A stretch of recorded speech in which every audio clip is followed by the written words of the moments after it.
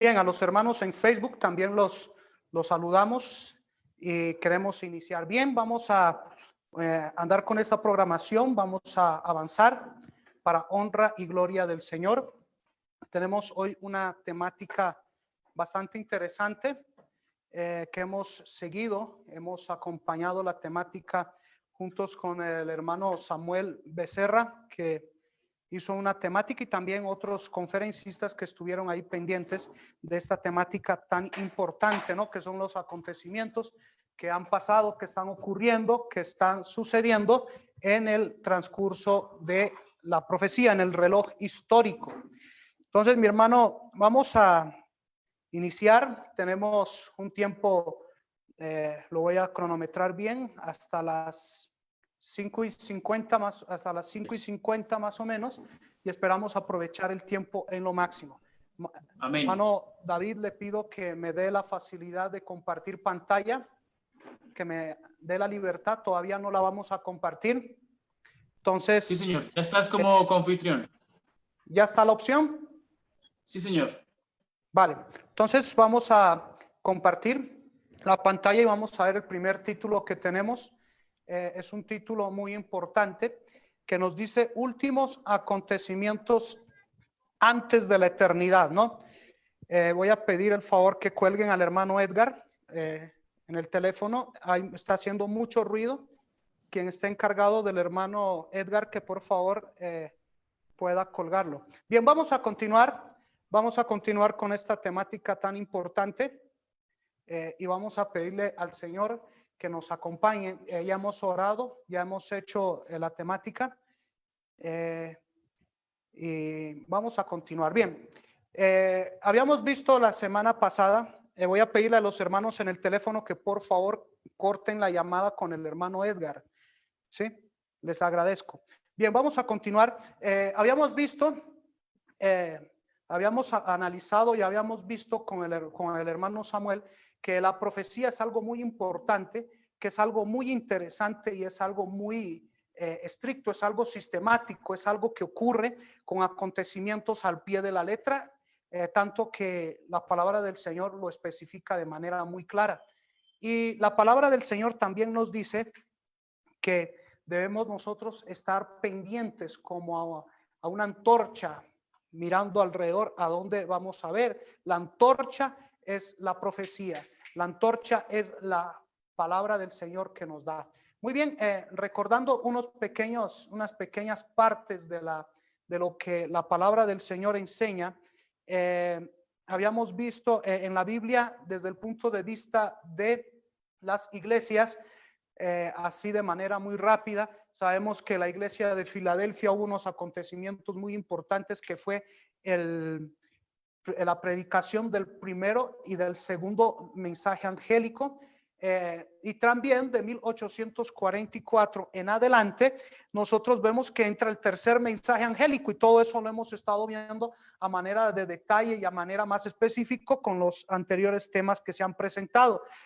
Pero la Biblia enseña, según Apocalipsis capítulo 9, que hay una gran multitud de personas que van a ser salvos, que son una multitud inmensa de personas que son prácticamente desde Adán y Eva hasta la finalización del fin del tiempo de gracia, y que esa gran multitud son de toda nación, tribu, lengua, de todas las edades. O sea, estamos hablando de postdiluviano, prediluvio, postdiluvio, estamos hablando tiempo patriarcal, estamos hablando tiempo intertestamentario, estamos hablando tiempo del Nuevo Testamento, la iglesia de la Edad Media, la iglesia actual. Todo eso significa que van a haber personas salvas de todas las eras en la gran multitud. Pero cuando hicimos una temática y empezamos estos temas por internet, analizamos de que de 1844 en adelante hay un mensaje muy hermoso, hay un mensaje muy precioso que nosotros debemos tener en cuenta.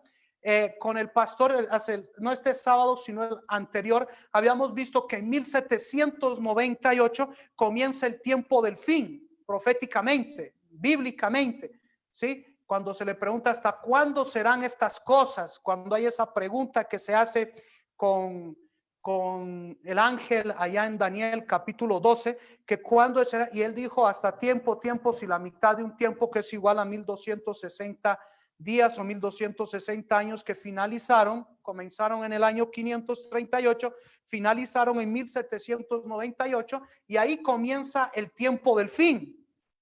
Y en 1844 habíamos leído en esa fecha, ese día, ese sábado, tuvimos una presentación también donde había múltiples párrafos del espíritu de profecía, múltiples párrafos de la palabra de Dios, ya en la misma Biblia, hablando de Filadelfia, hablando del remanente de Filadelfia, le da las características al remanente de Filadelfia, que nosotros lo vemos, que el remanente de Filadelfia es la iglesia de la Odisea, que comienza en el año 1844, y que la iglesia de la Odisea es la iglesia del fin, del sellamiento. Y la sierva del Señor varias veces mencionó que en su tiempo, a partir de 1844 hasta muchos años después, se mencionaba que estaba en inicio el sellamiento. Muy bien, vamos a avanzar un poco. Y ahí veíamos que nosotros creemos que hay el tercer mensaje angélico que va unido al tiempo del sellamiento. Antes de que ocurra, y todo esto fue profundizado, ya fue dicho, solo estoy como tratando de recoger un hilo para nosotros entrar ahora sí a lo que va a acontecer después del fin del tiempo de gracia. En este corto tiempo de angustia que habla la sierva del Señor en el libro de Primeros Escritos, ahí hay varios acontecimientos que el hermano Samuel ya nos mencionó. También en el año 1888 ahí vemos a 3 ángeles. El tercer ángel comenzó su ministerio en 1844, pero en el año 1888 el Señor envió a un cuarto ángel, a otro ángel, que se une al tercero para la finalización de la obra. Y al unirse, comienza el fuerte pregón con el mensaje de la justificación por la fe, el mensaje de Joner y Wagoner. Y así va avanzando este mensaje hasta que llegamos al pequeño tiempo de angustia, al tiempo de angustia previo. Y aquí es donde tenemos que entender que este tiempo es un tiempo donde el ministerio sigue en pie.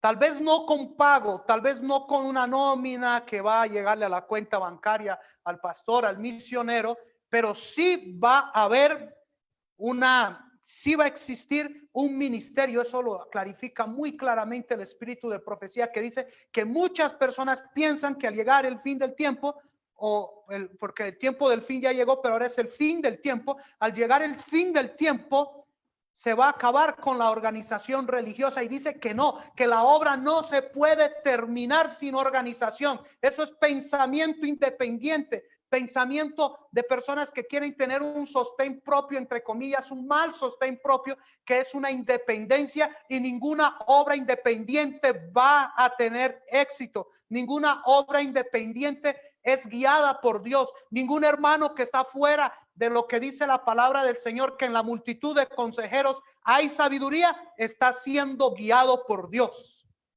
¿Y por qué es importante esto?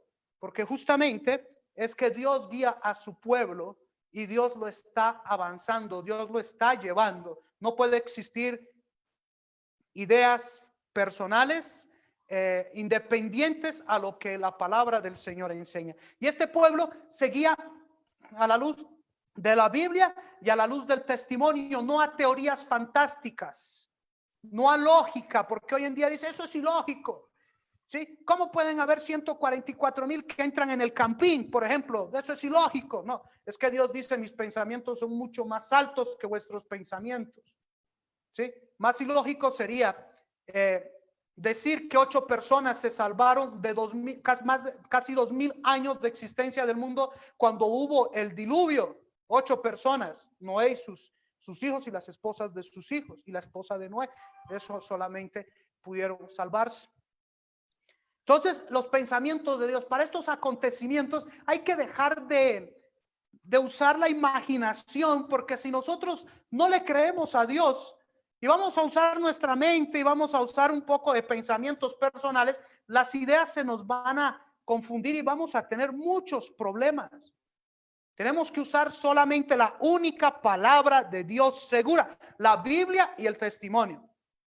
Vamos a avanzar un poco más lo que dice la palabra del Señor.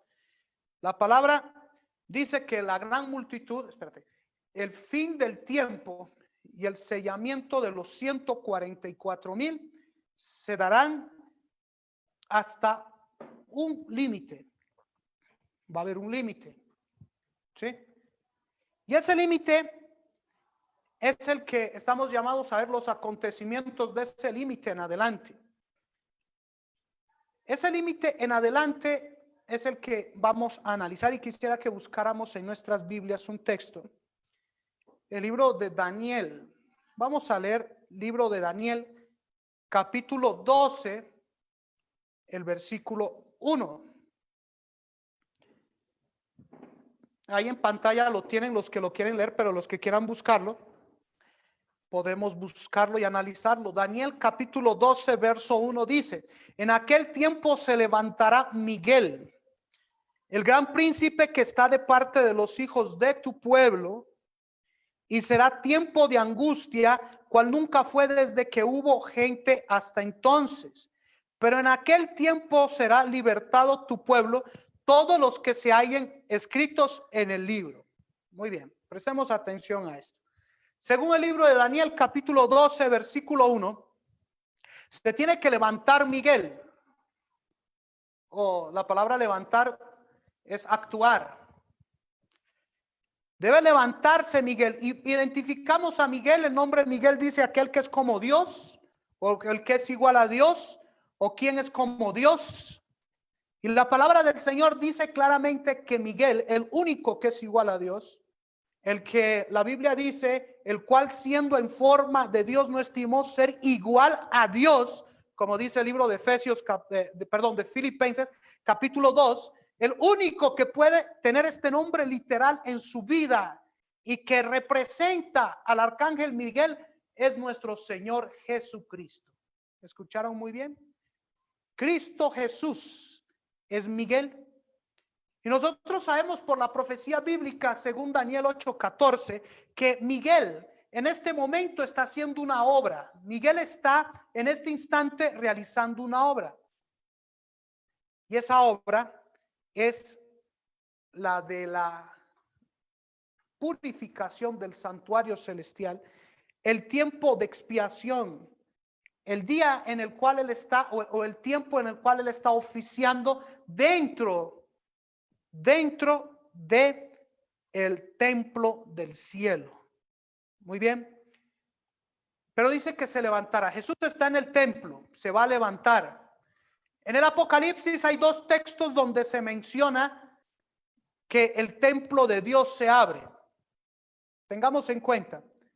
Son dos veces que se menciona. No tengo en pantalla la primera, pero si quieren lo podemos leer. Apocalipsis capítulo 19. Vamos a buscarlo.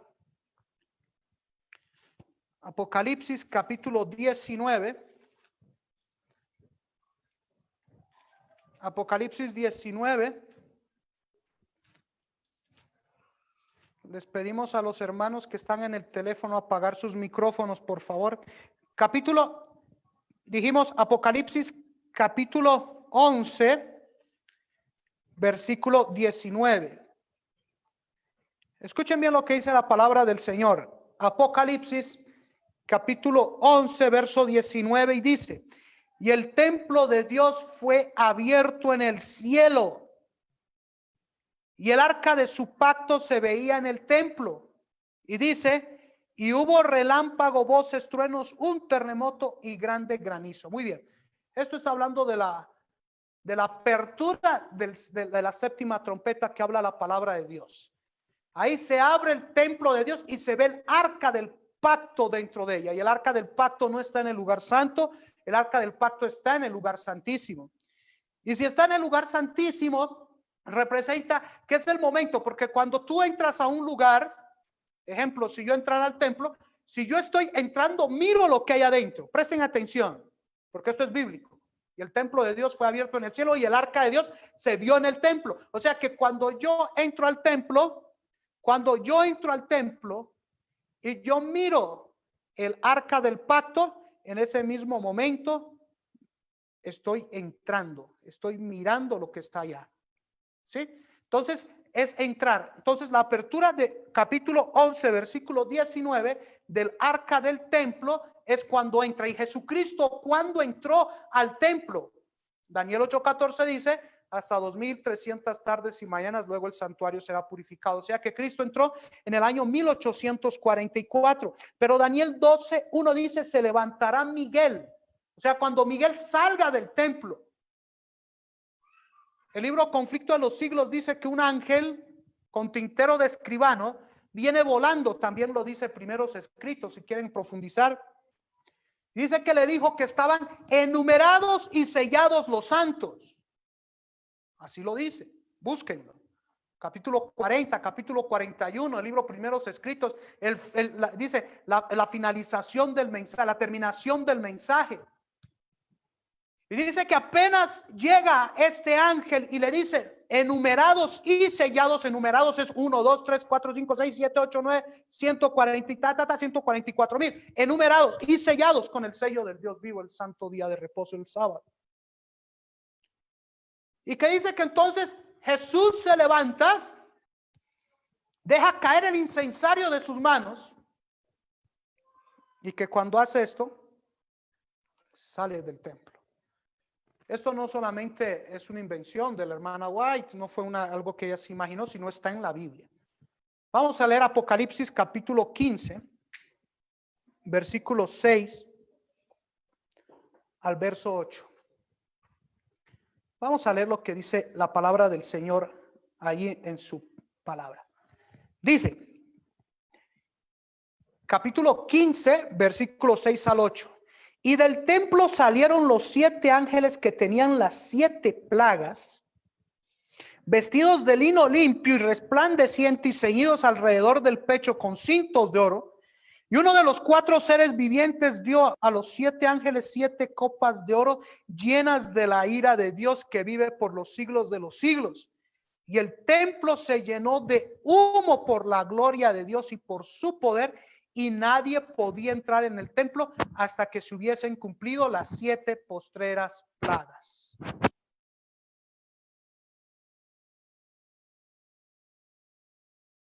Escuchamos bien. Entonces, la palabra del Señor dice claramente y habla de salir. Habla de salir. Habla de salir. O sea, antes estábamos hablando que cuando uno está entrando,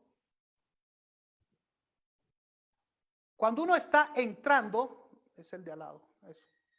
Que cuando uno está entrando, ve lo que está dentro. Cuando uno está saliendo, deja atrás lo que está allá. Del templo están saliendo ángeles, según Apocalipsis. Se les da las copas con la ira de Dios, y están de salida. ¿Ok? O así leo yo. Y dice que luego el templo se llena de humo por la gloria de Dios y por su poder, y nadie podía entrar en el templo. O sea, esto es algo sencillamente real. Jesús está en el templo, pero cuando se termina el tiempo de gracia, Jesús se levanta y sale del templo. Los ángeles salen del templo y el templo queda vacío porque está lleno de humo. En un lugar lleno de humo no se puede entrar, no se puede estar. Por eso en ese momento el templo se llena de humo y ya, el templo queda vacío. Jesús sale del lugar santísimo. Deja de interceder por el pueblo. Deja de interceder por su pueblo. Y ahora comienza un proceso, ahora entra un trabajo. ¿Qué es lo que va a ocurrir? Necesitamos urgente entender esto. Vamos a seguir avanzando. ¿Qué pasa cuando Jesús sale del templo? ¿Qué es lo que ocurre? Vamos a seguir avanzando. Y la Biblia dice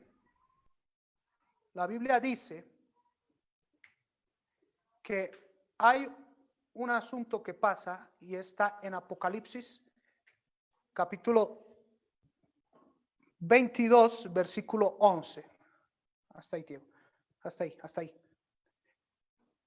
Dice, el que es injusto sea injusto todavía. El que es inmundo sea inmundo todavía. Y el que es justo practique la justicia todavía. Y el que es santo santifíquese todavía. Ahí terminó el tiempo de gracia. Ahí finalizó. Ahí se acaba el sellamiento. Ya se enumeraron y se sellaron los santos. Los últimos que se salvaron en la ignorancia. Los que no conocieron el triple mensaje angélico entero. Van a ser parte de la gran multitud. Se finaliza.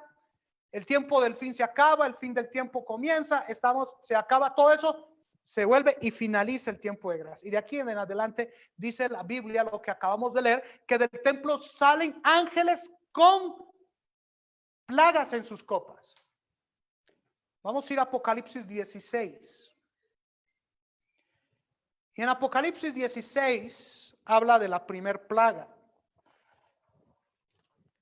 Busquémoslo. Los que tenemos la Biblia. Apocalipsis 16. Y hoy vamos a profundizar un poco cómo es la situación de la caída de las plagas. Porque aquí es donde muchos se han confundido. Y si nosotros no sabemos manejar bien lo de las plagas, vamos a tener muchos problemas de interpretación. Versículo 2 dice, fue el primero y derramó su copa sobre la tierra y vino una úlcera maligna y pestilente sobre los hombres que tenían la marca de la bestia y que adoraban su imagen. Muy bien. El primer ángel cae y derrama una peste, los llagas en el cuerpo. ¿En qué lugar está por así decirlo, el centro de la marca de la bestia? Digámoslo de manera clara, el Vaticano o Roma. Ahí está la marca de la bestia. La imagen de la bestia, la imagen es aquella que el poder civil busca la mano religiosa y ponen a funcionar la ley dominical. Ya eso se dio en el tiempo de que estábamos hablando. Y la palabra del Señor sigue diciendo que la primera plaga cae. Tengan en cuenta, porque aquí para nosotros entender las plagas necesitamos saber muy bien qué es una, qué es la otra, dónde cae, cómo cae. ¿Sí? Tenemos que saber claramente que la palabra del Señor enseña, la palabra de Dios califica y la palabra de Dios menciona claramente que las plagas tienen un lugar donde caen específico, caen en una situación específica, están en un lugar específico, están actuando para una cierta cantidad de personas específicas y en un tiempo específico. En este caso, la primera plaga son las llagas. Cuando nosotros vamos a identificar cuáles son las llagas, más adelante vamos a entender otras cositas. Versículo 3. Dice, y el segundo ángel derramó su copa sobre el mar, y este se convirtió en sangre como de muerto y murió todo ser vivo que había en el mar. Muy bien, hay se habla los 7 mares. No sabemos en qué lugar, pero una parte del mar se va a convertir en sangre.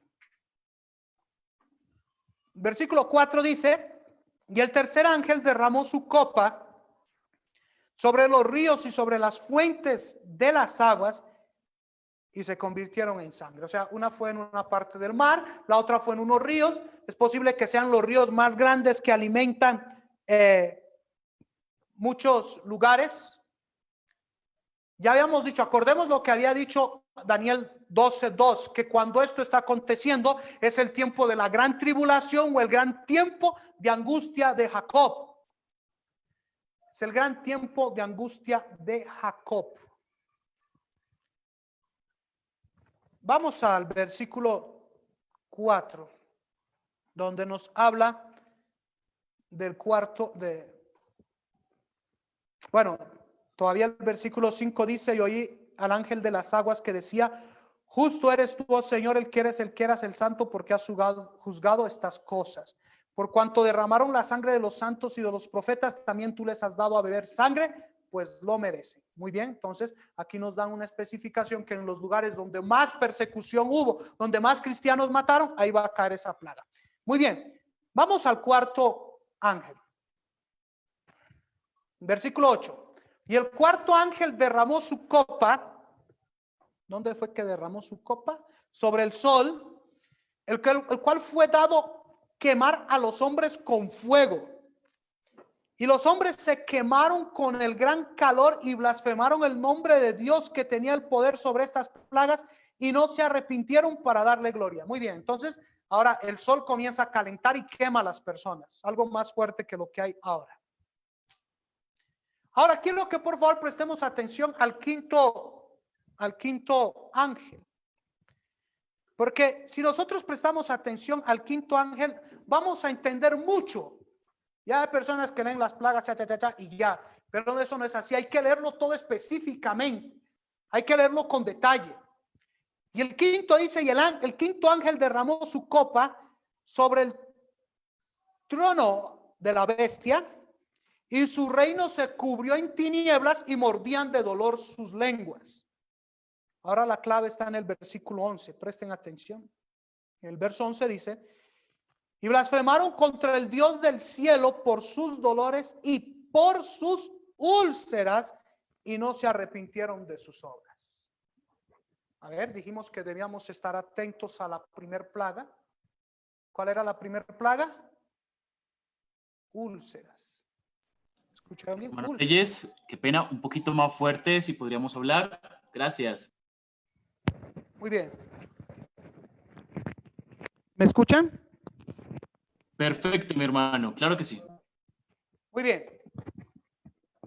Entonces vamos a seguir con el tema. Y el quinto ángel, voy a acercar un poco más el micrófono. Muy bien.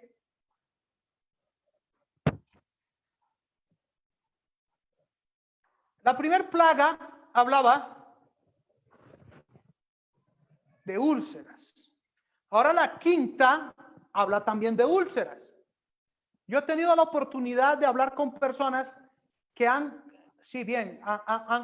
leído en el conflicto de los siglos que dice que las plagas son análogas, las 5 primeras plagas, porque dice estas plagas son análogas a las plagas de Egipto, hasta la quinta. O sea, son parecidas, hay una analogía entre las 5 primeras plagas y las de Egipto. Pero no piensan que son igual como en Egipto, pero no, hay que tener en cuenta algo.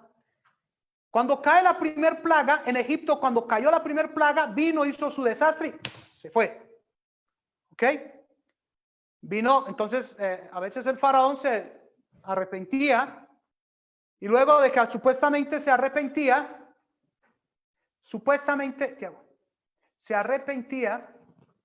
regresa. Supuestamente se arrepentía, se volvía a ver otra plaga, y cuando había otra plaga, cuando se presentaba otra plaga, esta caía y desaparecía. Algunos creen eso. Que va a caer la primera plaga, y que luego de caer la primera plaga va a desaparecer la otra, va a caer la otra, y luego de caer la una, viene la otra, así. Pero aquí estamos dándonos cuenta que no es así, hermanos. Cuando la quinta plaga cae en el mismo lugar que cayó la primera, sigue todavía haciendo su efecto. Presten bien atención. Ahora, hay otras pruebas que mencionan que las plagas siguen haciendo su efecto. que las plagas siguen haciendo su efecto. Y la prueba de eso es que, la prueba de eso, clara, es que estamos viendo dos plagas caer en un mismo lugar. En este caso está cayendo sobre el trono de la bestia, sobre Italia, el Vaticano, como se menciona. Pero ahora, dos plagas no pueden, aquí hay dos plagas que serían ilógicos que cayeran en un mismo lugar. Si en un lugar del planeta Tierra está el sol quemando, al otro lado hay tinieblas. Entonces las plagas todas no van a ser universales. Las 7 plagas no van a caer en todo el mundo. No. Pueden caer. Una puede estar cayendo aquí. Otra puede estar cayendo por este otro lado. Otra puede estar cayendo en otro lado. En diferentes partes del mundo puede estar cayendo. Las plagas pueden estarse derramando, una acá en este lugar. Puede otra plaga estarse derramando en este lugar, aquí. Y otra puede estar acá, pero son diferentes plagas, pero no universales. ¿Sí me doy a entender, hermanos? Cuando cae, pero si hay plagas, hay una plaga que caen las dos en el mismo lugar. En el trono de la bestia o en el Vaticano, ahí va a caer la primera y la quinta plaga. Y entre la primera y la quinta plaga pasa la segunda, la tercera y la cuarta plaga. Y cuando cae la quinta, la primera todavía sigue haciendo su efecto. Y eso lo vamos a ver. Aún más, hay otro argumento claro que ahí son donde los detalles pequeños se nos olvidan. Y es que la sierva del Señor dice que cuando comiencen a caer las plagas, se va a dar un edicto de muerte. ¿Y qué es lo que va a causar ese edicto de muerte? ¿Cuál va a ser cuál es el causante del edicto de muerte universal que se va a dar para matar a todos los cristianos? Entonces, ella dice que las personas llegarán a echarle la culpa, van a culpar a los cristianos y van a decir, si nosotros matamos los cristianos, si nosotros acabamos con ellos, si nosotros los destruimos, las plagas se van a acabar. Entonces eso es más que claro. Las plagas siguen haciendo su efecto. Tanto que ellos quieren que los efectos que se acaben, que las plagas se acaben, pero dicen, no, hay que matar a los cristianos para que se acaben. Entonces las plagas se van acumulando una tras otra. Cae la primera aquí, cae la segunda aquí, puede caer la siguiente aquí abajo, la otra aquí arriba. Pero todas las plagas, va a haber un momento donde 6 plagas, ya sea aquí, no universales en diferentes partes del mundo, van a estar cayendo juntas a la vez. Ahora, algunos hermanos me han preguntado y me han dicho que el Hijo de Dios tiene que pasar por las 7 plagas. Ay, hermanos. Eso a mí me preocupa porque muestra de que cuán poco han leído la Biblia y los testimonios. Voy a poner un ejemplo. El hermano Wycliffe vive en esta parte del globo.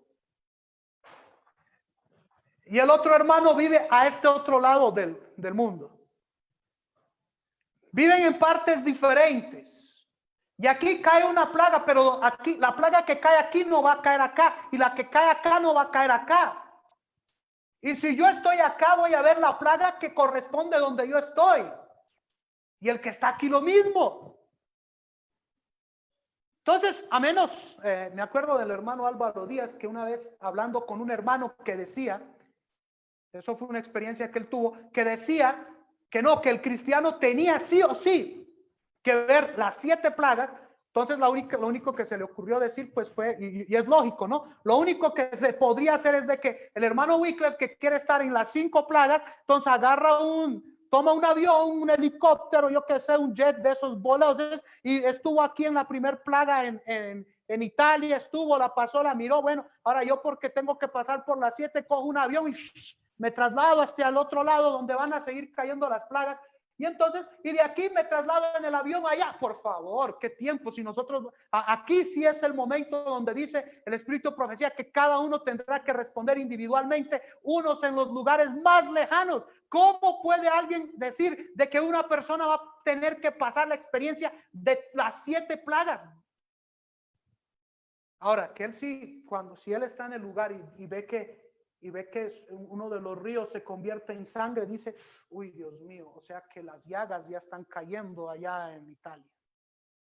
O sea que hay mares con sangre.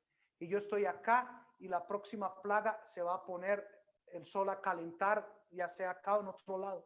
Eso sí lo podrás saber. Pero hay que tener en cuenta, hay que ser realistas. Bien, vamos a continuar con la 6ª plaga, versículo 12. El versículo 12 dice de la siguiente manera. Dice lo siguiente. Leemos. Y el 6º ángel derramó su copa sobre el gran río Éufrates. Y el agua de este se secó para que estuviesen preparado el camino para los reyes del oriente. Y vi salir de la boca del dragón y de la boca de la bestia y de la boca del falso profeta 3 espíritus inmundos a manera de ranas. Pues son espíritus de demonios que hacen señales y van a los reyes de la tierra en todo el mundo para reunirlos a la batalla del gran día del Dios Todopoderoso. He aquí yo vengo como ladrón, bienaventurado el que vela y guarda sus ropas para que no anden desnudos y se vean sus vergüenzas. Y lo reunió en el lugar que en hebreo se llama el Armagedón. Bien, la 6ª plaga es el Armagedón. ¿Sí? Algunos se han centrado mucho en el Armagedón. Algunos han dicho 7 plagas son 6 literales y una simbólica y han simbolizado el Armagedón. Bueno, esta plaga tiene parte simbólica cuando dice falso profeta, espíritus inmundos y manera de ranas. El protestantismo, el espiritismo, ¿sí? El protestantismo, el espiritismo y el otro.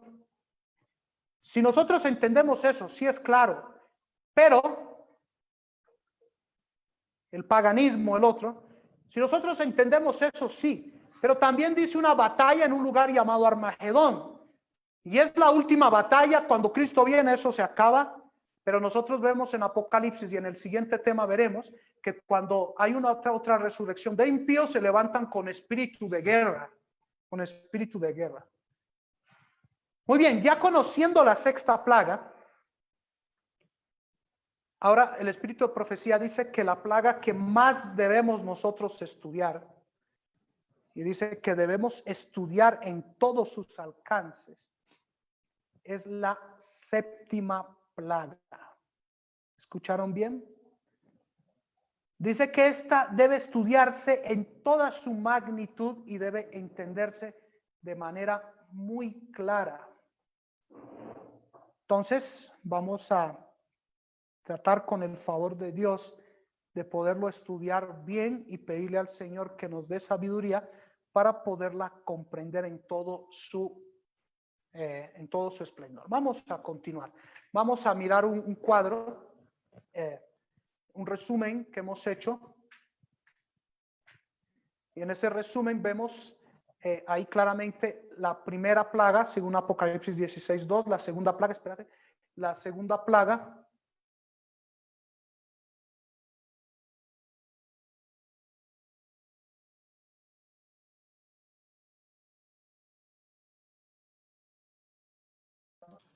Sí, hermano Reyes. Bien, parece que hemos tenido un pequeño inconveniente, pero mientras logramos recuperar la conexión con nuestro hermano Reyes, vamos entonces a escuchar una alabanza muy especial. Ya el hermano Reyes está nuevamente ingresando a la plataforma. No nos vayamos a desconectar, sino que vamos a quedar con una alabanza muy especial.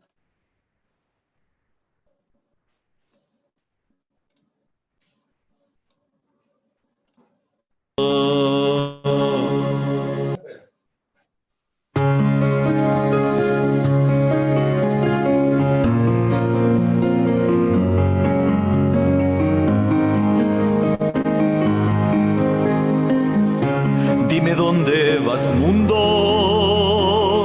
si te apaga el amor. ¿Por qué tanta injusticia? ¿Por qué tanto dolor?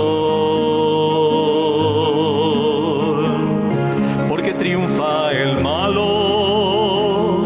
La moral se ensució y a niños inocentes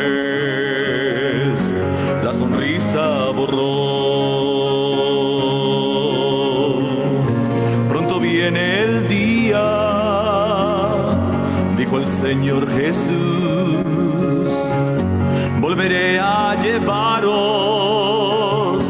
a mi mansión de luz. Vuelve pronto, Jesús, que mi alma te anhela. Llévame a esa tierra donde no hay más maldad. Vuelve pronto, Jesús, que tus hijos te esperan. Ya lista está la siega, campo blanco está.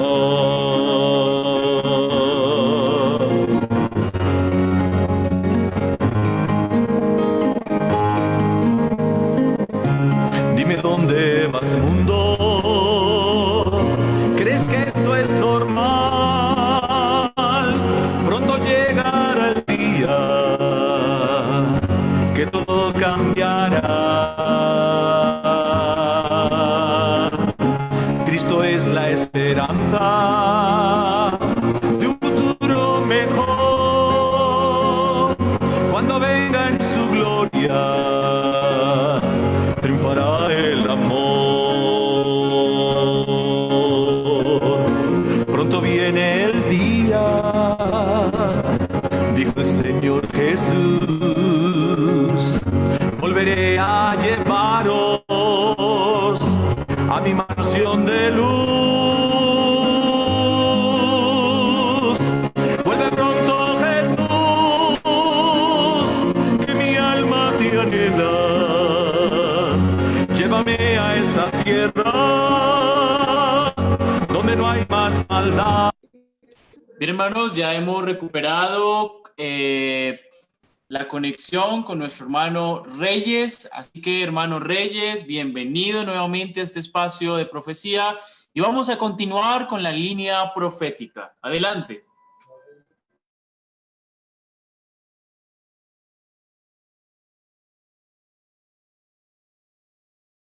Listo, gracias. ¿Ya tenemos sonido? ¿Se escucha bien, hermano? Confírmeme el sonido, por favor. Ya tenemos sonido. Vamos a hablar un poquito más fuerte para continuar entonces con esta transmisión. Ahí están los hermanos para que sigamos estudiando acerca de este tema tan importante, las plagas, los acontecimientos posteriores al cierre de gracia. Muchas gracias. Vamos entonces a continuar.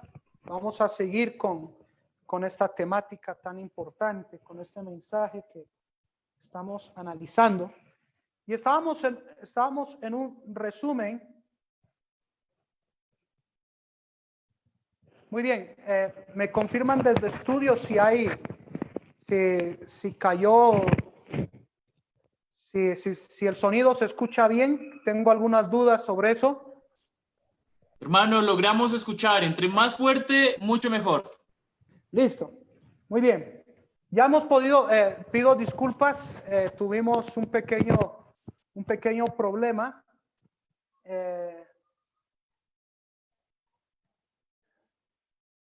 Sí, hermano Jair, dígame. Sí, señor, sí, señor.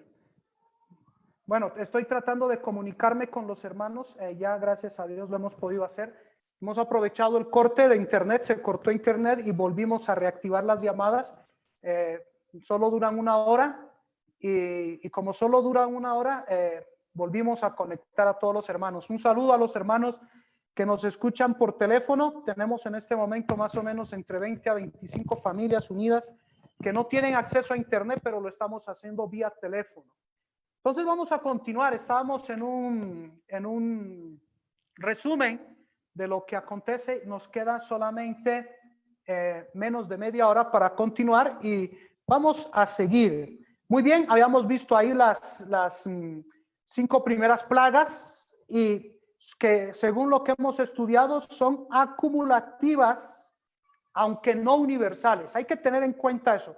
Una cae la otra, pero no todas caen a la vez. Eso quiero que lo tengamos en claro.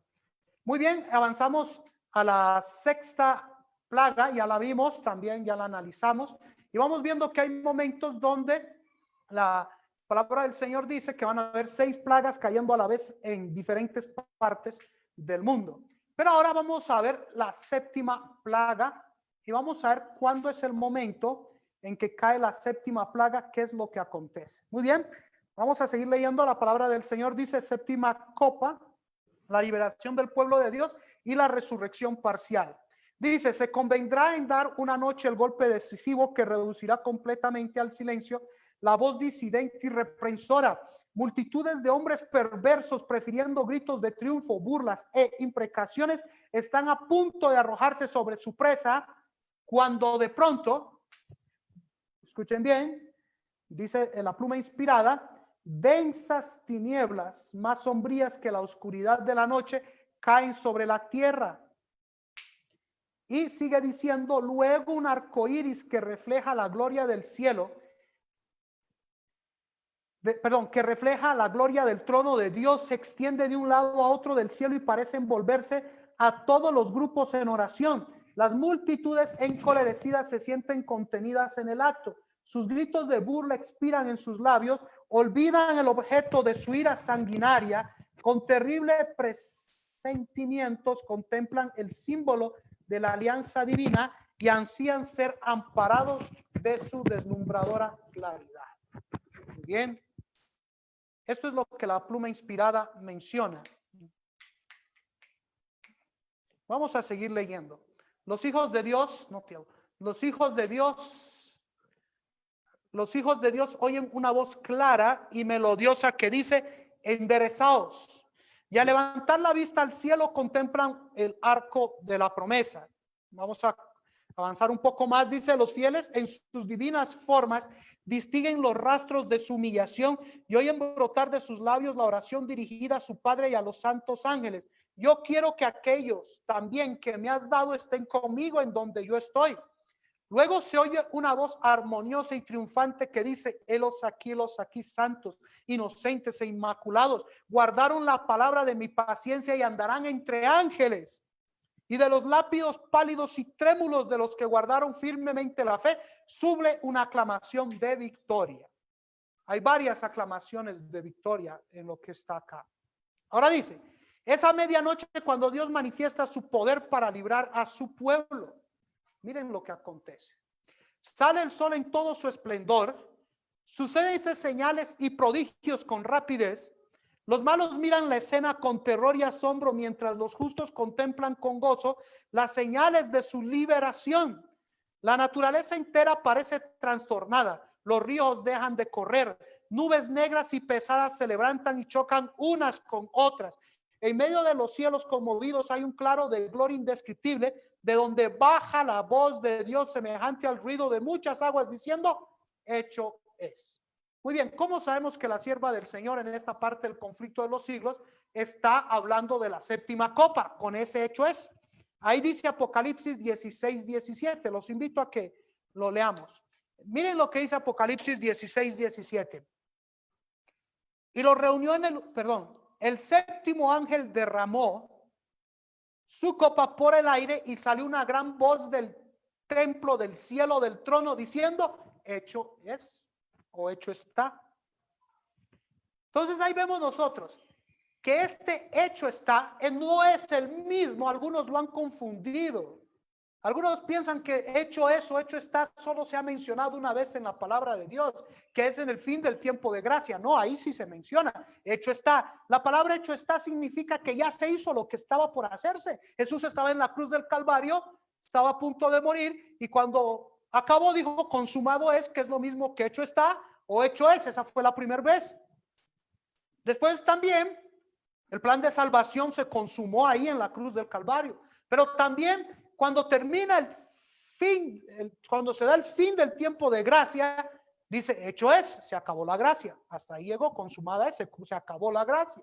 Pero también en la séptima plaga se dice, hecho está, porque ahora hay 7 plagas cayendo. Una aquí, otra acá, otra acá, otra acá, otra acá, en diferentes partes del mundo. Pero están, y han caído, y están cayendo. Y ahora la séptima plaga va a ser un asunto desastroso. Sigamos.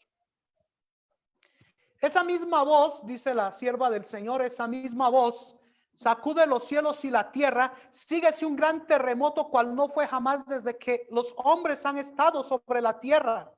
El firmamento parece abrirse y cerrarse, la gloria del trono de Dios parece cruzar la atmósfera.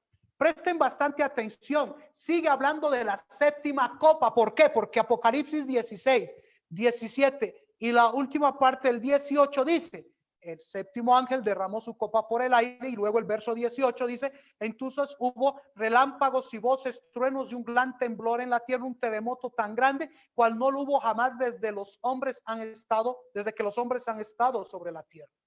Entonces, toda esta parte del conflicto de los siglos, 694, 695, está hablando de los acontecimientos durante el desarrollo de la séptima copa, que viene paralela junto con otras copas que están cayendo en el mundo entero.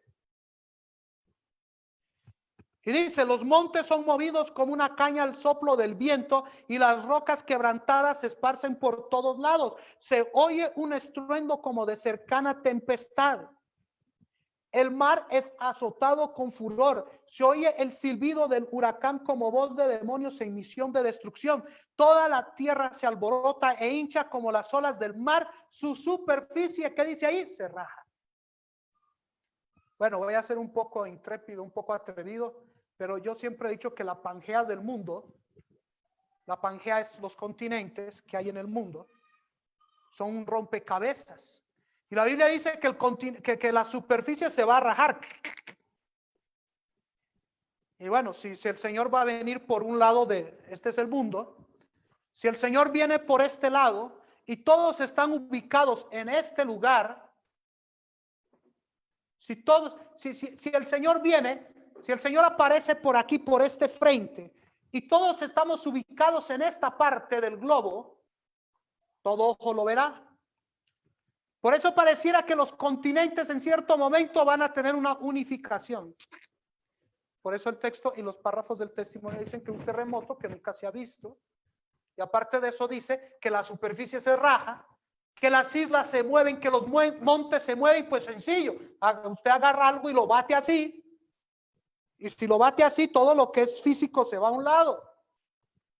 Entonces al final todo tiene que estar en una parte del globo, la Pangea se une para que cuando Cristo venga se diga, todo ojo lo verá. Eso no va a ser por satélites, eso no va a ser por eso, va a ser algo claro. Volvemos a lo que estamos estudiando, a lo que estamos analizando, y seguimos mirando, seguimos a la siguiente, y dice, los puertos marítimos que se volvieron como Sodoma por su corrupción son tragados por las enfurecidas olas. Seguimos el verso 19, el mismo texto, la gran Babilonia vino en memoria delante de Dios para darle el cáliz del vino del furor de su ira. Pedriscos grandes, cada piedra como el peso de un talento, dice el versículo 21 de la séptima copa del capítulo 16 de Apocalipsis. Dice, hace su obra de destrucción. Las más soberbias ciudades de la tierra son arrasadas. Los palacios suntuosos en que los magnates han malgastado sus riquezas en provecho de su gloria personal, caen en ruinas ante su vista. Los mulos de las cárceles se parten de arriba abajo y son libertados los hijos de Dios que habían sido apresados por su fe. Eso es la liberación. Seguimos leyendo. Y aquí es donde quiero llegar a este punto. Ha iniciado la séptima copa. Están cayendo 6 copas. Y miren lo que acontece. Los sepulcros se abren y muchos de los que durmieron en el polvo de la tierra, eso dice el versículo de Daniel 2, cuando dice El texto bíblico dice: y se levantará Miguel, el gran príncipe que está de parte de los hijos de su pueblo, será tiempo de angustia cual nunca hubo jamás. Y luego sigue diciendo: y muchos de los que duermen en el polvo de la tierra serán despertados, unos para vida eterna y otros para vergüenza y confusión. Bueno, en la Biblia hay dos resurrecciones. Jesús dijo: los que resucitan para vida y los que resucitan para muerte. La primera resurrección son de los salvos. Tesalonicenses dice claramente: y los que murieron en Cristo resucitarán, y los muertos en Cristo resucitarán primero. Cuando Cristo venga, resucitan los muertos en Cristo y los impíos después. Pero aquí hay una resurrección donde hay personas que son fieles y personas infieles. Entonces no puede ser la primera resurrección, mucho menos la otra. Esta es una resurrección mixta, que hay salvos y personas no salvas. Y los que son salvos no son los de todas las edades. Dice: todos los que murieron en la fe del mensaje del tercer ángel salen glorificados de sus tumbas para oír el pacto de paz que Dios hace con los que guardaron su ley. ¿Escucharon bien? Bueno, presten atención. ¿Para qué resucitan? ¿Quiénes son los que resucitan? Dice: todos los que murieron en la fe del mensaje del tercer ángel. ¿Y cuándo comenzó el mensaje del tercer ángel? 1844. 22 de octubre de 1844. Los que murieron fieles al mensaje del tercer ángel no van a resucitar cuando Cristo viene, sino un tiempito antes, en la séptima copa. Guardaron los mandamientos de Dios. Eso lo dice Apocalipsis capítulo 14, versículo 13. Murieron, pero sus obras con ellos siguen. Dios los va a resucitar antes que Cristo venga, para que puedan verlo venir en las nubes de los cielos. Pero hay otro objetivo. El objetivo dice aquí que es para oír el pacto de paz. Dios va a hacer un pacto de paz con los que guardaron sus mandamientos, y ellos tienen que estar ahí. Dice el párrafo: los demonios confiesan la divinidad de Cristo y tiemblan ante su poder, mientras que los hombres claman por misericordia y se revuelcan en terror abyecto. O sea, escuchen bien, a ver, prestemos atención. Aquí hay un grupo de personas que van a resucitar. ¿Ok? Unos son salvos, otros no. Unos son salvos, otros no. Unos son de los que se van a salvar, otros de los que no se van a salvar. Entonces, digamos, yo fallezco, en mi mente está de que debo resucitar en la resurrección parcial, o resucito después de los 1000 años y me pierdo. Si yo resucito después de los 1000 años, veo el mundo destruido, el mundo hecho un desastre, el mundo hecho un caos, automáticamente yo digo: me perdí. Y es más, si volteo y veo a Adolf Hitler a mi lado, o veo a Caifás a mi lado, digo: no, ya estoy perdido. Pero cuando si yo soy salvo y resucito en la resurrección antes de que Cristo venga, y soy salvo, y me levanto y miro a mi lado a Caifás, en mi mente va a haber una angustia. La angustia en mi mente es: ¿será que resucité? Porque miren bien, analicen los acontecimientos que están ocurriendo en el mundo. Pareciera que el mundo está hecho un remolino o una licuadora, igual que después de los 1000 años. Veo todo el mundo destruido, todo destruido, un poco de gente con llagas, con heridas, y veo a personas impías. Yo llego a preguntarme: ¿será que fui salvo o será que no soy salvo? Eso se llama angustia, y es la angustia que los que no murieron la han pasado. Los que resucitan, así sea por un breve, corto tiempo, también tienen la angustia de Jacob. Sigamos.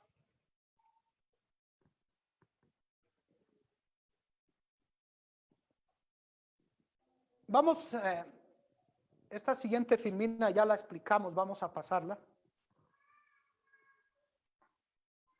Dos filminas. Dos. La siguiente. Vamos a volver a hacer, Tiago. Vamos a hacer otra vez el cuadro que estamos haciendo. Ahí. Vamos a ver en qué lugar se ubica la resurrección especial. Ya hemos visto las 5 plagas, la 7ª plaga. Hemos visto Ese espacio que ustedes ven es la acumulación de las plagas. Ahí vemos nosotros que la séptima plaga cae, y ahí en la séptima plaga es donde hay la resurrección especial. Al comenzar la séptima plaga está la resurrección especial. Ahora, por favor, presten atención a esto. Esto es importante que ustedes tengan en cuenta. Cuando cae la séptima plaga, hay 7 plagas haciendo sus efectos. O sea, los que resucitan, los que se levantan, van a ver partes del mar hecho un desastre en sangre, ríos con sangre, van a ver personas con llagas. O sea, hermanos, por favor, seamos claros. Esto es lo que está diciendo la palabra, eso no me lo inventé yo. Y esto no es nuevo, esto lo enseñaron los pioneros del movimiento adventista. Busquen a John Norton Lockborough, busquen a Jaime White. Y no solo ellos, porque vaya allá, son seres humanos, pero lo dice la palabra del Señor, la Biblia. Cuando los que resuciten, van a resucitar en el momento más crítico de la caída de las plagas. No sería lo mismo que resucitara cuando cae la primera plaga, sería más suave, ni la segunda, tercera o cuarta, sino caen cuando cae la séptima, en el momento más difícil, cuando hay 6 plagas haciendo desastres. Y vamos a seguir estudiando un poco a ver por qué ellos resucitan para hacer el pacto de paz. Vamos a ir a ver. Los que todos los sacrificaron por Cristo están entonces seguros como escondidos en los pliegues del pabellón de Dios. Fueron probados y ante el mundo y los despreciadores de la verdad demostraron su fidelidad a aquel que murió por ellos. Un cambio maravilloso se ha realizado en aquellos que se conservaron su integridad ante la misma muerte. Han sido librados como por ensalmo de la sombría y terrible tiranía de los hombres vueltos demonios. Ahora, vamos a leer el pacto de paz. Los que resucitaron, los que murieron de 1844 en adelante, resucitaron para escuchar este pacto de paz. Ok, presten atención. El testimonio no es diferente a la Biblia. A veces la Biblia dice una cosa acá y otro testimonio en otro lado lo que hace es rectificar lo que está. Vamos a leer el pacto de paz desde 2 versiones testimoniales. Ninguna es contradictoria, sino la una aumenta a la otra. Ayuda. Vamos a ver. La página 698 primero del Conflicto de los Siglos que ustedes tienen en pantalla. Dice: desde el cielo se oye la voz de Dios que proclama el día y la hora de la venida de Jesús. Y promulga a su pueblo el pacto eterno. Muy bien, ahí estamos en el pacto, Sus palabras resuenan por la tierra como el estruendo de los más estrepituosos truenos. ¿Escucharon bien? El Israel de Dios escucha con los ojos elevados al cielo. Sus semblantes se iluminan con la gloria divina y brillan cual el rostro de Moisés cuando bajó del Sinaí.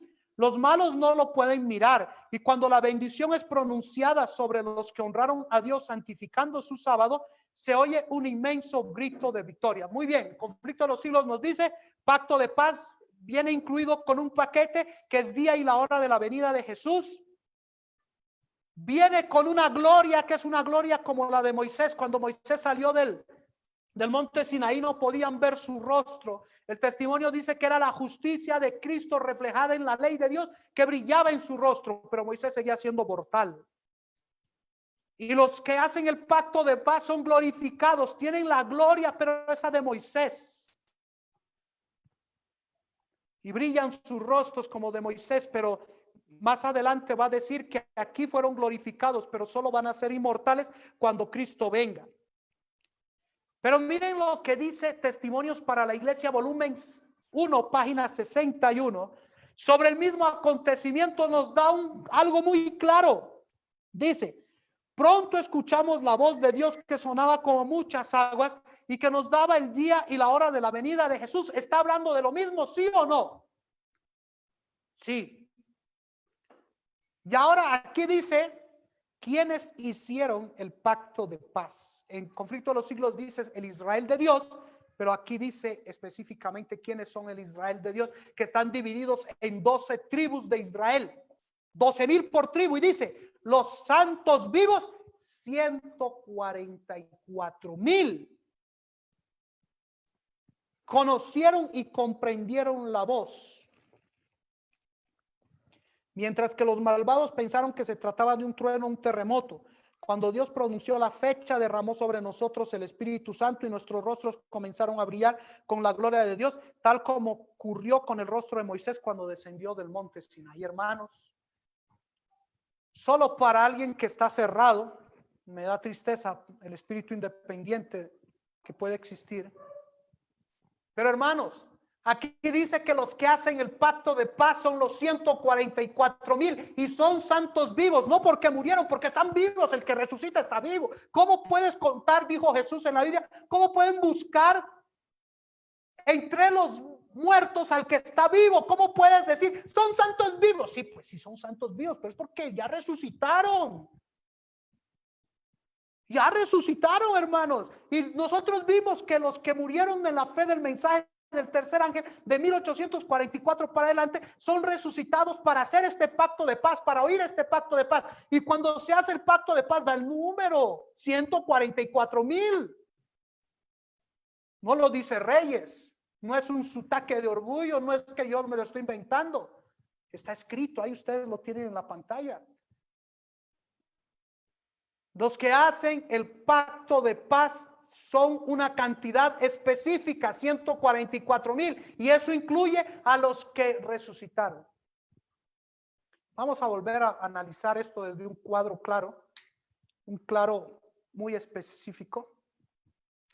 Ahí nosotros vemos que en la resurrección especial, ellos resucitaron para hacer el pacto de paz. Y que ese pacto de paz fueron 144,000. Y miren todavía lo que sigue diciendo la escritura. Escuchen bien. Dice, los 144,000 estaban todos sellados y perfectamente unidos. Sobre sus frentes aparecían la palabra Dios, Nueva Jerusalén y una gloriosa estrella con el nuevo nombre de Jesús. Los malvados, escuchen bien, esto ocurre después del pacto de paz, donde las personas ya resucitaron, donde los que murieron de 1844 en adelante ya resucitaron, donde ya hicieron el pacto de paz. Y miren lo que pasa. Los 144,000 estaban todos sellados y perfectamente unidos. Sobre sus frentes aparecía la palabra Dios, Nueva Jerusalén y una gloriosa estrella con el nuevo nombre de Jesús. Los malvados se enfurecieron. Dice, los malvados se enfurecieron al contemplar esta gozosa y santa condición y se aproximaron con violencia para apoderarse de nosotros y arrojarnos en la prisión. ¿Escucharon bien, hermanos? ¿Los que resucitan son perseguidos? Sí, porque esto es después del pacto de paz. Son perseguidos, no lo digo yo, está ahí escrito, léanlo. Hagan como los bereanos, vayan, busquen su Biblia.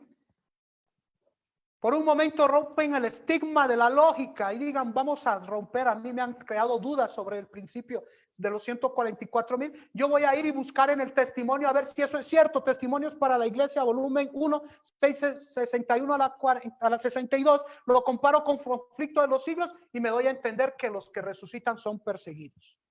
Lo son. Son perseguidos. Dice, pero que extendían las manos y ellos caían a sus pies y adoraban a Dios a sus pies. Vamos, el tiempo se nos está acabando. Ahí vamos viendo. Ahí está. Ahí está lo que está en la persecución frustrada a los 144,000. Cuando le dice tiempo y la hora es que todavía Cristo no va a venir, va a haber un pequeño espacio todavía. Pero después de todo esto, la Biblia dice que los 144,000 son primicias. Y esas primicias, porque son lo primero que Cristo viene. Cristo viene y su primer grupo reunido, 144,000. Primicias. Por eso hay que resucitar a los otros que están muertos. Hay que resucitarlos, que hagan el pacto de paz, pasen por las plagas, pasen por el tiempo de angustia de Jacob, pasen por toda la experiencia que los que no murieron pasaron, que pasen y luego cuando Cristo viene los ve a los 144,000 sellados y en unidad perfecta. Pronto aparece en el este una pequeña nube negra del tamaño como la mitad de la palma de la mano. Es la nube que envuelve al Salvador y que a la distancia parece rodeado de oscuridad. El pueblo de Dios sabe que es la señal del Hijo del Hombre. En silencio solemne le contemplan mientras va acercándose a la tierra, volviéndose más luminosa y más gloriosa hasta convertirse en una gran nube blanca, cuya base es como fuego consumidor y sobre ella el arco iris del pacto. Jesús marcha al frente como un gran conquistador. Los que habrían querido matar a Cristo y a su pueblo fiel, dice la pluma inspirada, son ahora testigos de la gloria que descansa sobre ellos. En medio de su terror oyen las voces de los santos que exclaman en unánime júbilo: he aquí, esto es nuestro Dios y Él nos salvará. Y ahora sí, miren lo que pasa. Siguiente, dice claramente: entre las oscilaciones de la tierra, las llamaradas de los relámpagos y el frugor de los truenos, Jesús ya había visto a los 144,000 que son sus primicias, ahora se va por toda la cosecha. Y dice: el Hijo de Dios llama a la vida a los santos dormidos. Dirige una mirada a las tumbas de los justos y levantan luego las manos al cielo y exclama: despertaos, despertaos, despertaos los que dormís en el polvo y levantaos. Por toda la superficie de la tierra los muertos oirán esta voz y los que la oigan vivirán, y toda la tierra repercutirá bajo las pisadas de las multitudes extraordinarias de todas las naciones, tribus, lenguas y pueblos. Ahí está. De la prisión de la muerte sale revestida de gloria inmortal, gritando: ¿dónde está, oh muerte, tu aguijón? ¿Dónde, oh sepulcro, tu victoria? Y los justos vivos, que ya vimos con el párrafo anterior que decía justos vivos, 144,000, unen sus voces a la de los santos resucitados, o sea, los que estaban vivos con los resucitados, en prolongada y alegre aclamación de victoria. Y ahora sigue diciendo el siguiente párrafo. Ahora sí, los 144,000, los justos vivos, ya sabemos que son 144,000, son mudados en un momento y en un abrir de ojos a la voz de Dios allá en el pacto de paz, ya lo leímos. Fueron glorificados con la gloria de Moisés. Moisés era todavía mortal. Ahora son hechos inmortales y juntamente con los santos resucitados son arrebatados para recibir a Cristo su Señor en los aires. La Biblia dice: los ángeles juntarán sus escogidos de los 4 vientos de un cabo del cielo hasta el otro. Santos ángeles llevan a niñitos a los brazos de sus madres, amigos, a quienes la muerte tenía separado. Desde largo tiempo se reúnen para no separarse más y con cantos de alegría suben juntos a la ciudad de Dios. Luego se oye aquella voz más armoniosa que cualquier música que haya acariciado jamás el oído de los hombres y que dice: vuestro conflicto ha terminado. Vuestro conflicto ha terminado. Venid benditos de mi Padre, heredad del reino preparado para vosotros desde la fundación del mundo. ¿Escucharon bien? Eso es lo que la palabra del Señor menciona que va a ocurrir entre el fin del tiempo de gracia y la segunda venida de Cristo. Va a caer las plagas una sobre otra, diferentes partes del mundo. Va a ser derramado plagas acumulativas en algunos lugares. Los cristianos van a estar separados en diferentes partes. Al final, en la 7ª plaga hay una unidad de continentes. Cae la resurrección parcial. Los que resucitan en esa resurrección no están inmortales, pero sí glorificados con la gloria de Moisés. En el pacto de paz se glorifican con esa gloria los restantes. Son 144,000 los que hacen el pacto de paz junto con los que habían resucitado, o sea que había un número que venía incompleto y con la resurrección se completó. Y luego que hagan ese pacto de paz van a ser perseguidos como a Lázaro, que después que Jesús lo resucitó, lo persiguieron. Lo mismo van a hacer con los que resucitaron. Y al final Jesucristo vendrá, resucitará a todos los fieles de todas las naciones y pronto será el fin. Hermanos, eso es lo que la palabra del Señor enseña, lo que la palabra de Dios muestra. Espero que este tema haya sido de gran bendición y que haya sido de gran reforzador para nuestras vidas. Es mi deseo en el nombre del Señor Jesucristo. Amén.